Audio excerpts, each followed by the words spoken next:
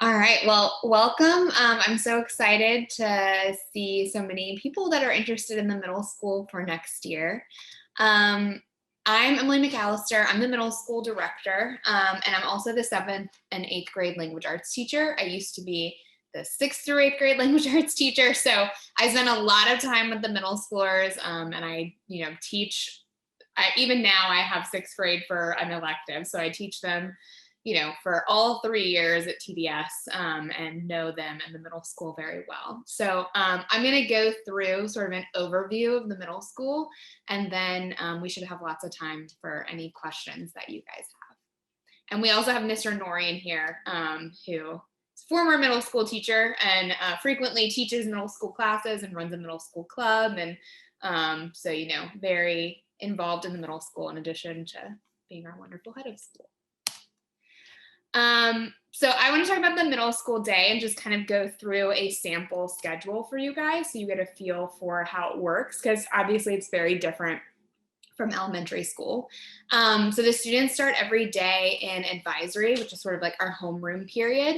And our advisories are mixed grade level, which is one of my favorite things about them. The kids get the chance to interact with students from 6th, 7th, and 8th grade. The 6th graders are able to sort of find mentors in the 8th grade. The 8th graders are able to sort of like take on some additional responsibility. And we're a small school, so it's nice to get outside of our grade levels and have kind of a larger pool of kids to get to know. In advisory, we do community building, we do academic advising, character education. That's usually focused on our core values. This year, we're focusing on being a good friend and having good communication skills and conflict resolution skills, both on and offline. So that's kind of our big focus this year in advisory. And we also have service projects that the students create and lead as part of that advisory program as well.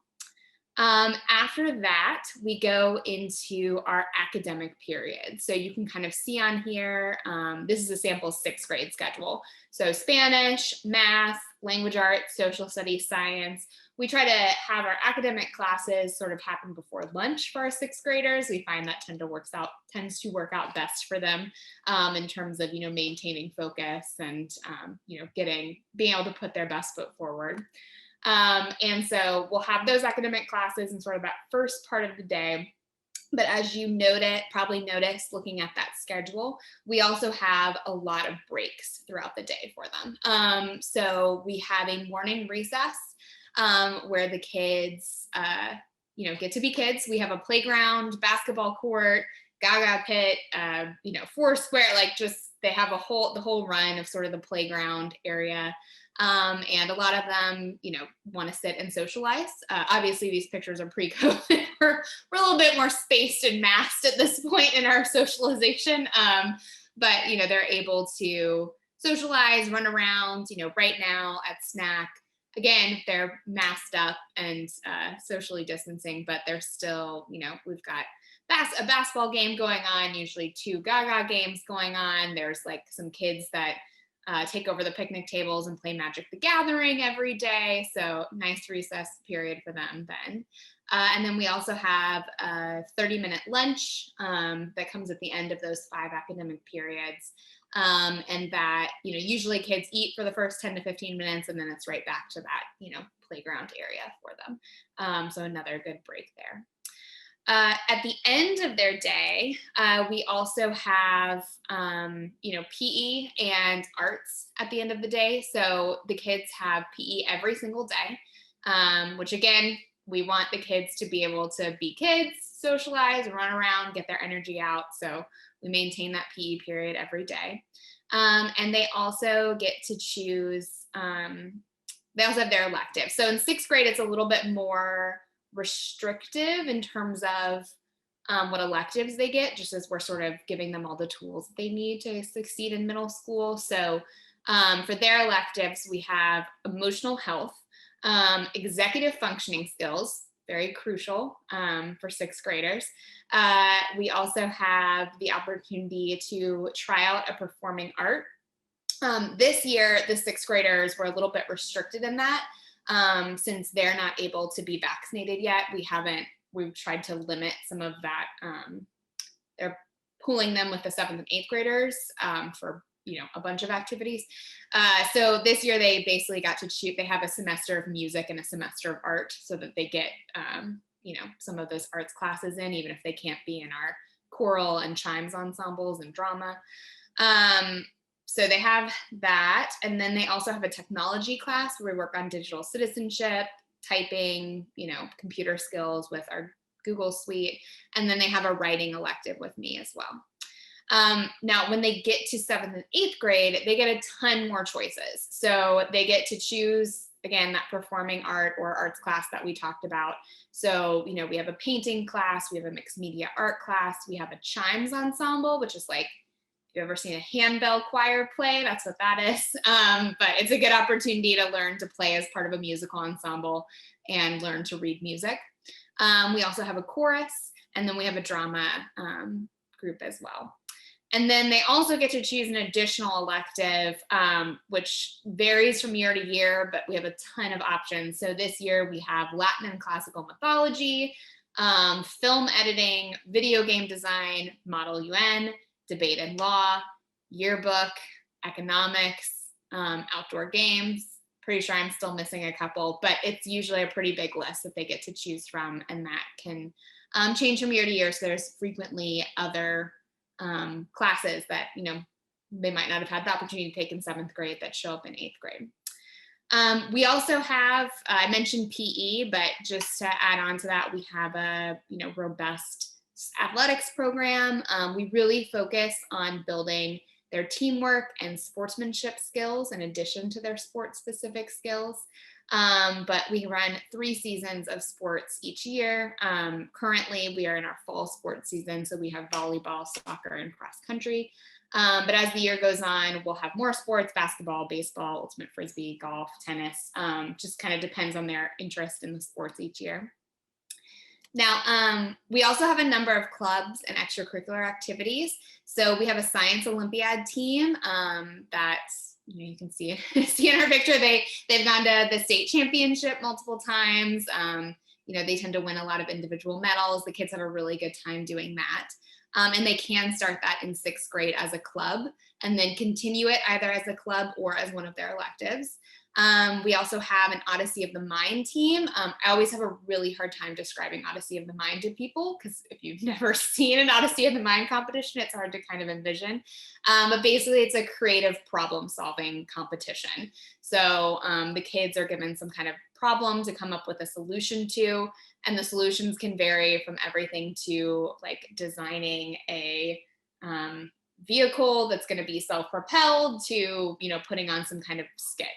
So there's a wide range of things that happen in an Odyssey of the Mind competition. We also have student council for the kids.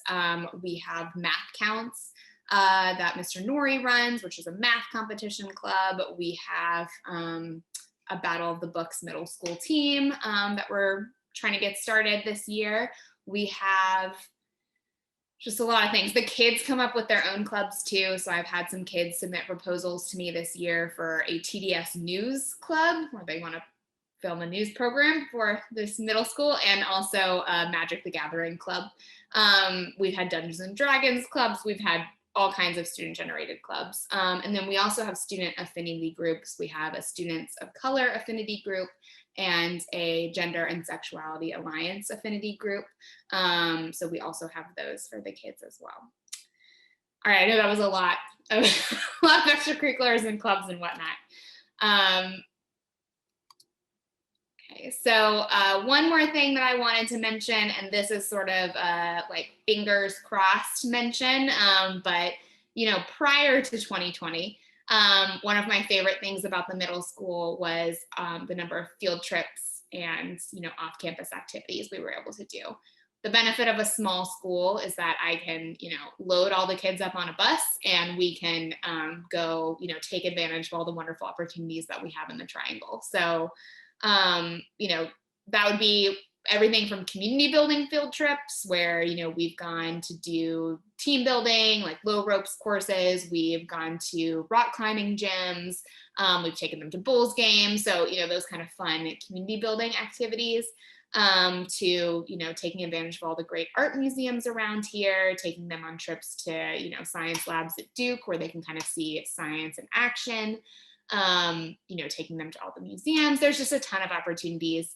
And we used to do an end of the year trip every year, where, you know, we'd take the kids to Washington, D.C. or to Williamsburg, or to, you know, a trip on the Chesapeake Bay, to the Nantahala Outdoor Center out in the mountains. So again, a lot of that stuff's been kind of put on pause during COVID, but, you know, my hope is that at least for our 7th and 8th graders this year, you know, we'll see if that, you know, 5 to 11 vaccination gets approved soon. But our hope is that in the spring, we can maybe incorporate some of these local field trips and then kind of get back to that in the coming years. I know I've talked a lot, and this is like a big info dump for you guys, but I want to just briefly talk about what I think of as sort of like the hallmarks of the middle school, like the things that make the TDS middle school the TDS middle school. The big thing that stands out to me is the relationships that the kids build with their teachers. You know, as one of the middle school teachers, you know, by the time I'm sort of like infamous for like sobbing at every single graduation, you know, but it's like an emotional thing. You have the kids for 3 years, and you just really get to know them. And the great thing about the teachers at the middle school is that we all want to teach middle school. We love middle schoolers.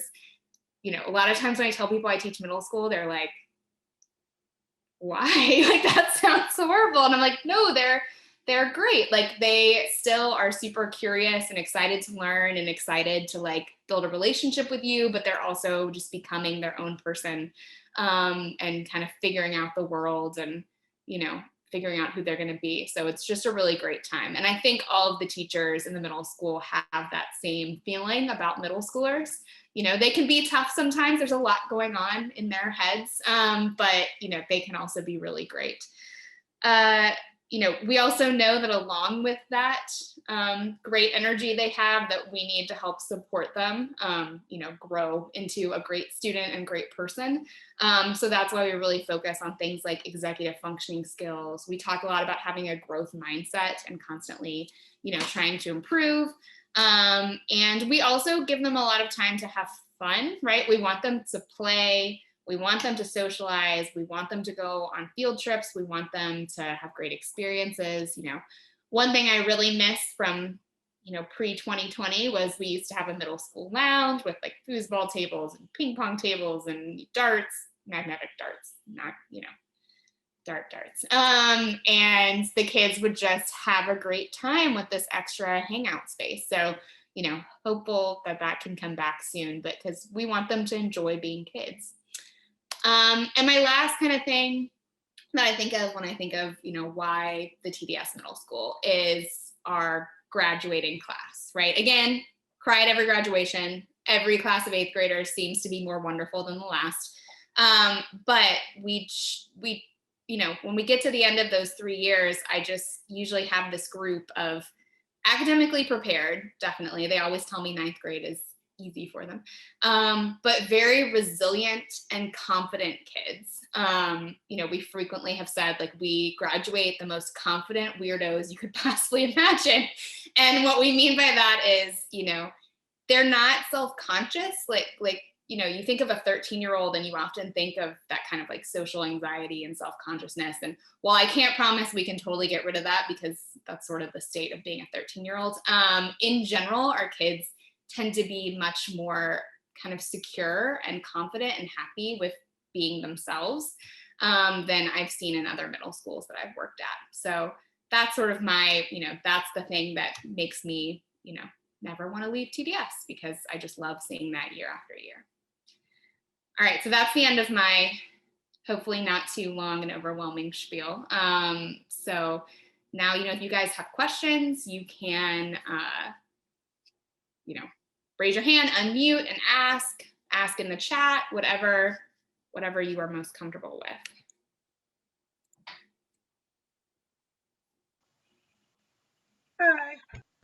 Dahlia, and my husband Kirby. And Kurtz. And I was wondering how often you have joined in the seventh grade if they haven't with the sixth. Sorry, you were coming in and out a little Oh, bit. sorry, my computer is very testy if No, I'm you're not fine. I directly lined understand. up. I was saying we have a current sixth grader, and I was wondering how often you have new seventh graders and what that transition is like if they haven't had the benefit of being there for the sixth grade year. Yeah, definitely. Great question. So we typically have one or two, sometimes three new seventh graders a year. So, it's not usually the big group that we sometimes have coming in sixth grade, but there's usually a handful each year. I would say the biggest issue, the only really stumbling block I've seen is, just making sort of the Spanish curriculum work for them. We have Spanish all 3 years in the middle school. So sometimes if we have an incoming seventh grader that didn't take Spanish, it's just we have to do a little finagling with their schedule to kind of get them into a sixth grade Spanish class.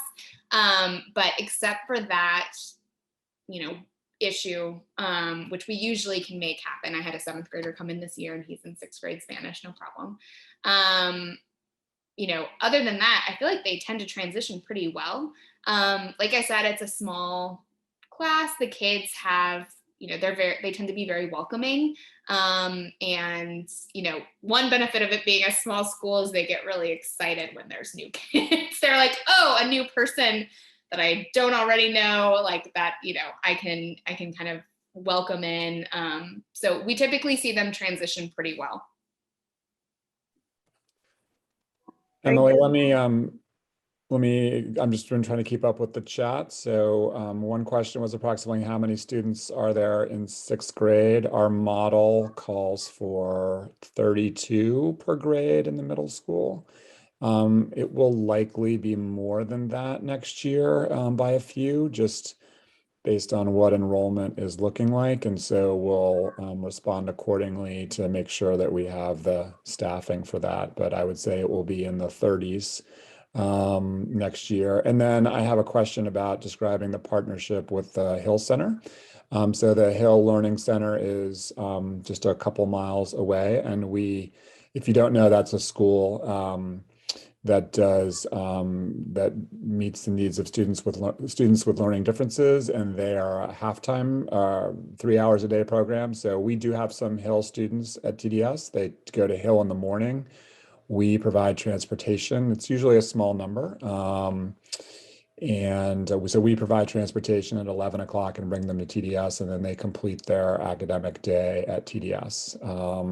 We do our best to schedule around that. So at Hill, they do reading and writing and math. And so when they come to TDS in general, they would have science and social studies and PE and electives classes in addition to lunch and recess and stuff like that. It's a pretty good partnership. We have a strong relationship with their faculty and administration.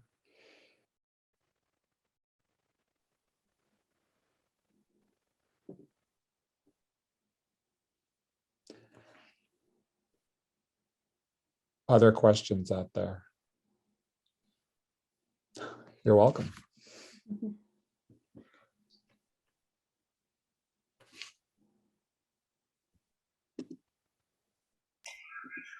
Hi, this is Kimberly. Curious, with TDS ending at 8th grade, is there a typical or most students go to this other high school, or is it all across the board? Is there a majority that you see in the trends? Yeah, I would say, let me know if you guys can't hear me. My internet's been a little funky the past 12 minutes. Okay. I would say that, in my time at TDS, I've been here for about 7 years. I would say we have a pretty even split between public schools and independent schools.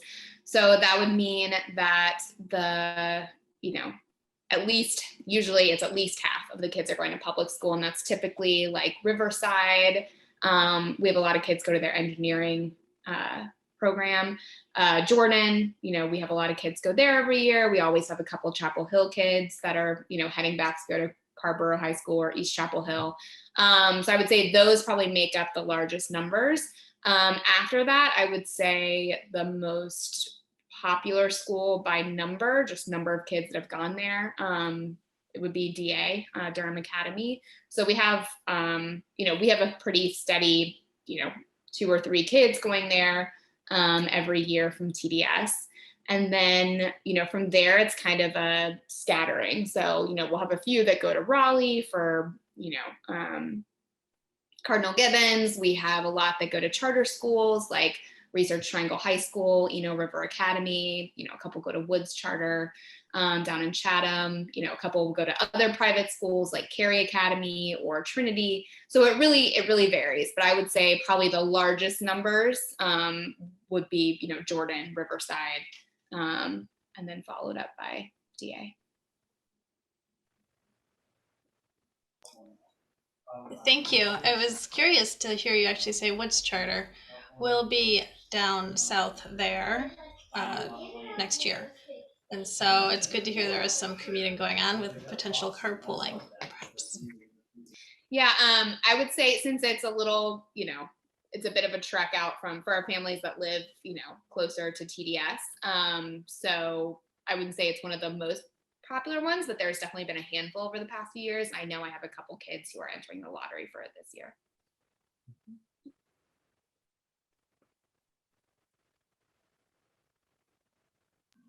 So I know you mentioned the chimes and the chorus, and I think I remember Deb mentioning maybe a band partnership with the Duke School. Is that still going on? Sort of. They didn't have it last year because of COVID, and they have not had it first semester. And so if it comes back, I'm sure that we will be invited. But prior to COVID, they were running sort of an after-school band program that I think was twice a week. And we had a small, maybe 3 to 5 kids decide to join that each semester. It's a nice option for them.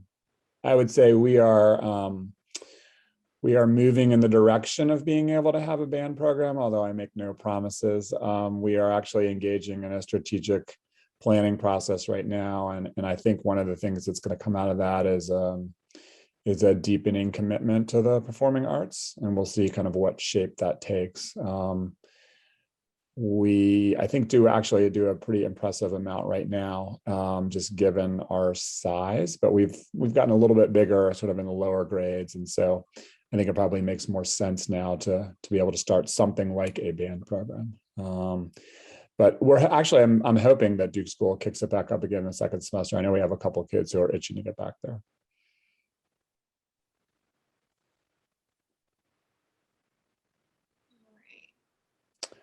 Emily, you want to take that one? Yeah, so there's a question in the chat. Could you talk a bit about teaching style or methodology? Our student is a conversational learner and thrives in environments where there is discussion, projects, group work, hands-on, etc. Great question. I would say that it does vary from teacher to teacher. But I would say that especially with science and social studies, there's a big focus on project-based learning. There's a lot of, I would say, I don't want to say a lot of group work because I know some kids are like, group work, but a lot of project-based learning and a lot of opportunities where the kids have a lot of choice. So, a lot of our teachers use like choice boards where the kids have different opportunities to choose how to show their learning on a certain topic. And so, they have a lot of freedom with those kind of things. I know for language arts, there's a lot of discussion. We do a lot of talking through things together, whether that's today we read like a dystopian short story, and then we had like a 20-minute discussion about, whether we think computers are going to take over the world, basically. But, so there's a lot of discussion. There's a lot of conferencing with the kids as well. So like in language arts, we conference pretty consistently about their writing and their independent reading. In science, they're conferencing, about any long-term projects they're working on, certain assessments. So it just, we try to incorporate a lot of that in all of the classes, but every teacher's teaching style is a little bit different. So there's not like one methodology, which can also be nice because, kids have different learning styles. So it's nice to kind of have it be varied throughout the day. So they sort of get a change of pace and get different opportunities.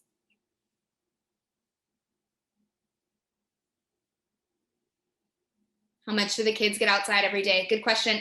So we are outside for snack and lunch every day. Pre-COVID, we were still had the opportunity to go outside for those every day, but we had like the lounge and stuff inside. During COVID, we have a lot of covered spaces outside. We make use of them. The kids do not eat indoors, so we go outside for snack and lunch every day. So that's about 25 minutes for snack and then about almost a half an hour for lunch.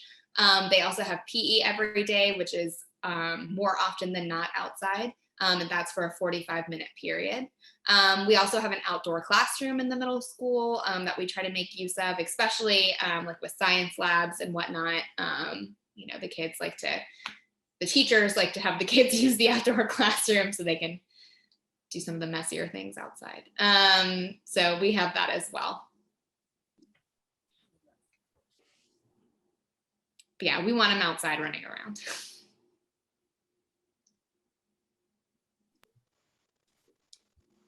I put a question in the chat about assessment. Do you have traditional letter grades or some other method for assessment?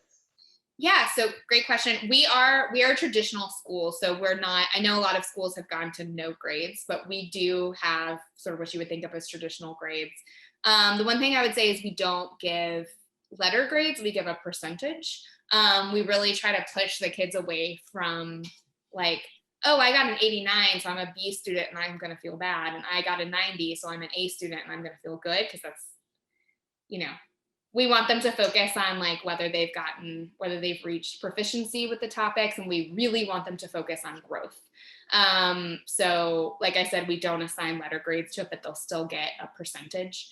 One big thing that we have kind of across the board is every teacher, we will always accept late work within the quarter. So there's always opportunities to like redo work and to make up something you missed.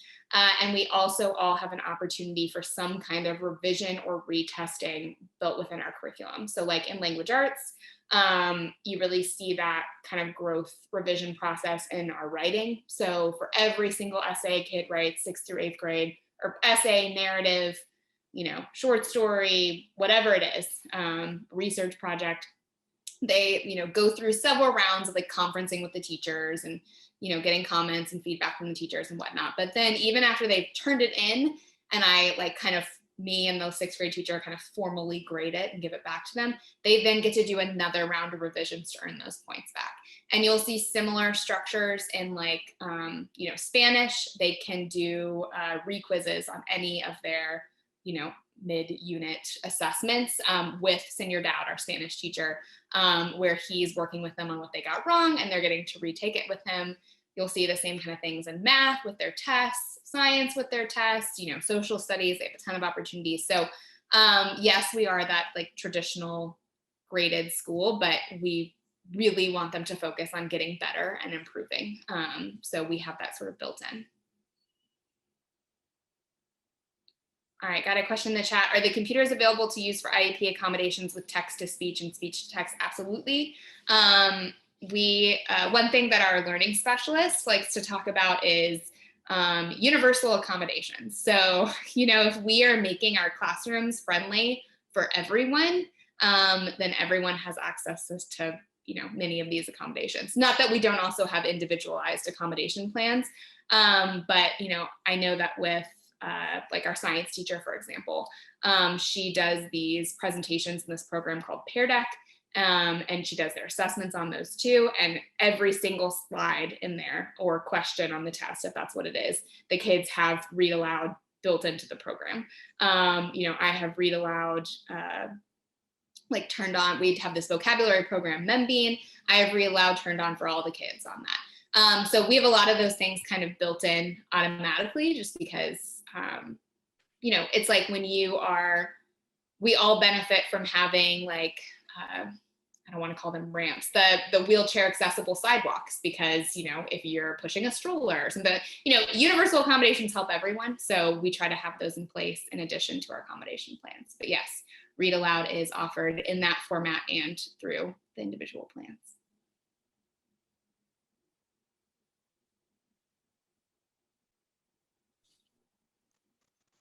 Would you be able to talk about homework and a typical amount per night? Yes, one of my favorite topics.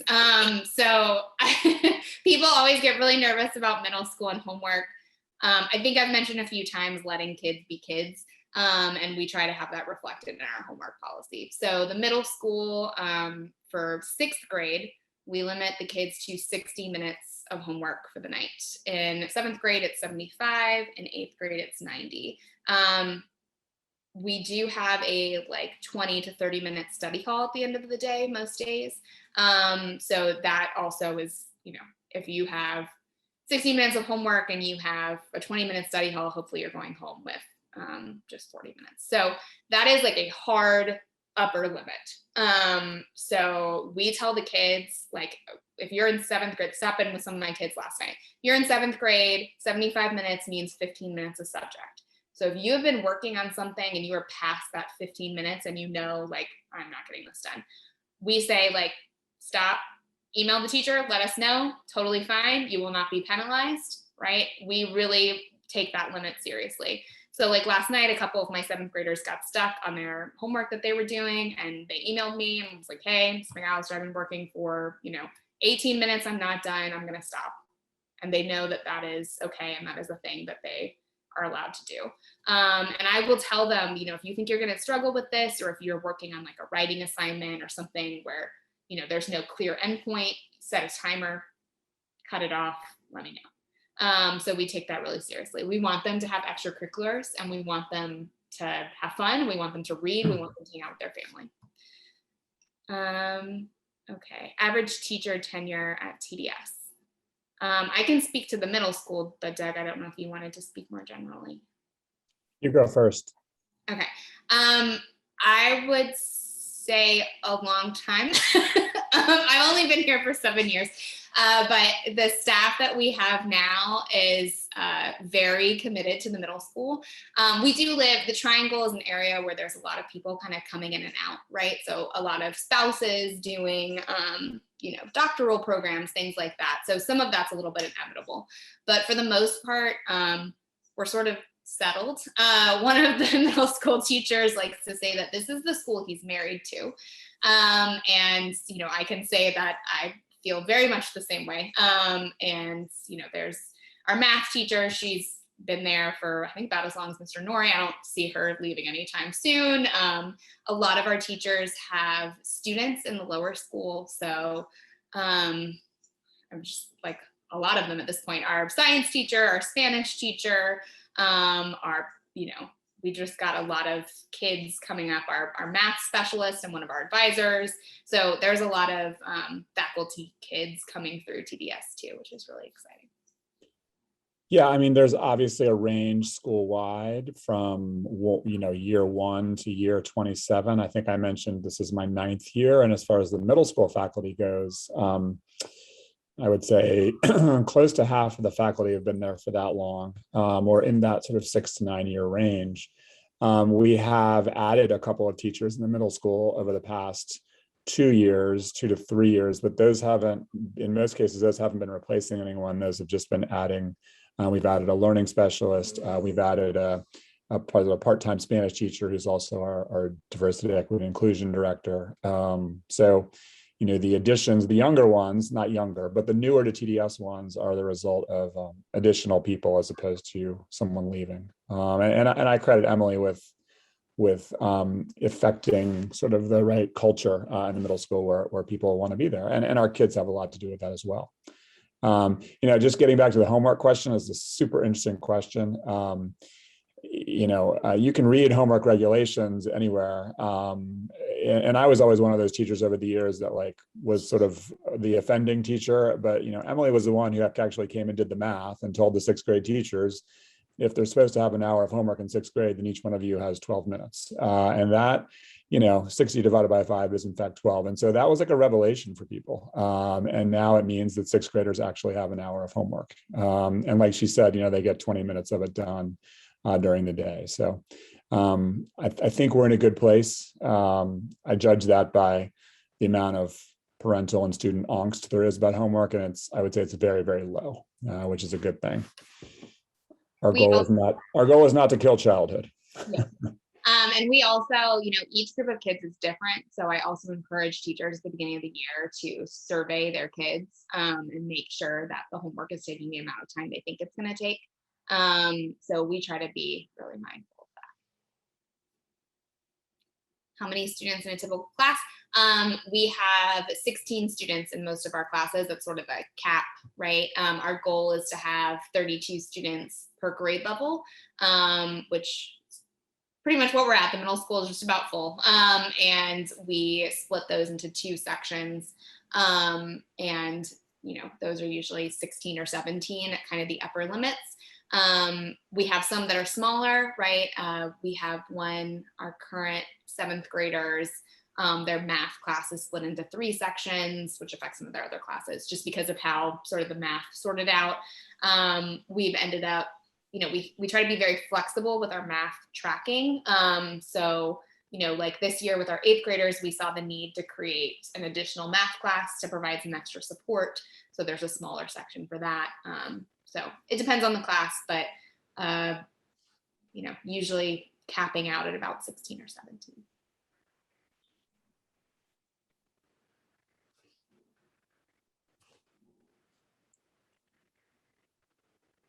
We've still got 6 minutes before Emma's going to kick us all out. So if you have a question, let us know.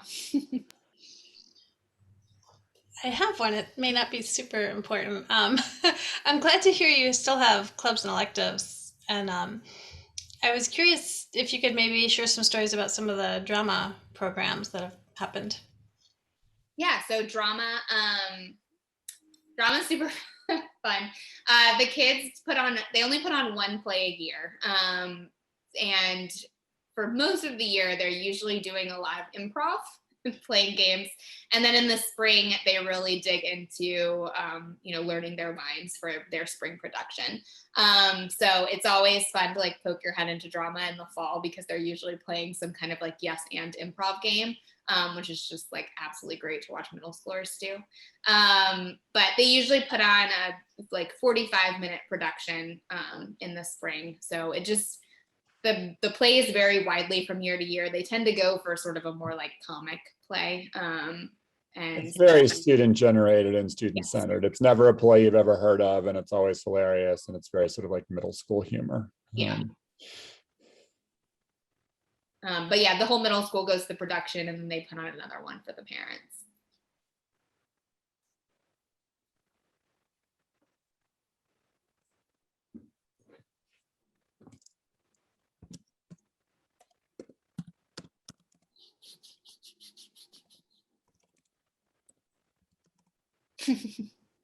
That's the goal. I'm not going to say it succeeds always, but we try. I have put Emily's email in the chat because she's better at this than I. And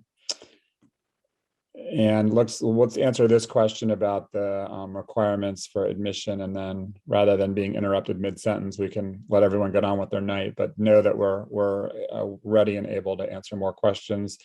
I believe we will take either the IC or the SSAT, and that one of those is a requirement for 6th grade. Yes, good.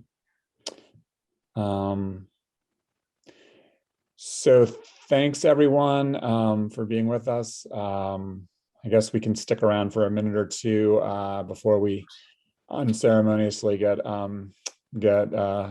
just bumped off the Zoom here, but please do be in touch with Deb or Emily with follow-up questions, and we hope that you'll come take a look as your time and COVID allows, and we look forward to maybe seeing you on campus soon. So thanks so much. Thank you.